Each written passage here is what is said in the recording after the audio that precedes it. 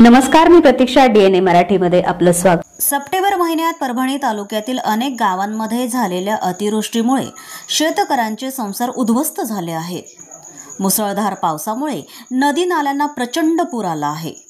या पुरामुळे शेतकऱ्यांच्या शेतातील उभी पिके वाहून गेली, जनावरे मृत्युमुखी पडली, घरांना तडे गेले. या गंभीर परिस्थितीची दखल घेऊन शिवसेनेने तातडीने मदतीचा हात पुढे केला असून परभणी तालुक्यातील अतिवृष्टीग्रस्त गावांमध्ये शिवसेनेच्या वतीनं जीवनावश्यक वस्तूंचं वाटप करण्यात आलं, ज्यामध्ये तांदूळ, डाळ, तेल, पीठ अशा मूलभूत वस्तूंचा समावेश आहे. मदतीच्या या वाटपामुळे संकटग्रस्त कुटुंबांना तात्पुरता का होईना दिलासा मिळाला.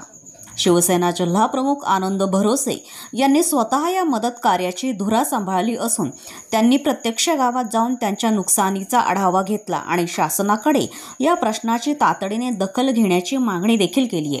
अनेक ठिकाणी रस्ते व पूल वाहून गेले आहेत. यामुळे सामान्य नागरिकांचे दैनंदिन जीवन विस्कळीत झाले आहे. जिल्हा प्रमुख आनंद भरोसे यांनी राज्य शासन व आपत्ती व्यवस्थापन यंत्रणेला मागणी केली आहे की नुकसानग्रस्त शेतकऱ्यांचे पंचनामे युद्ध पातळीवर करून शेतकऱ्यांना आर्थिक मदत तातडीने द्यावी. प्रतिनिधी बालाजी कांबळे, DNA मराठी, परभणी.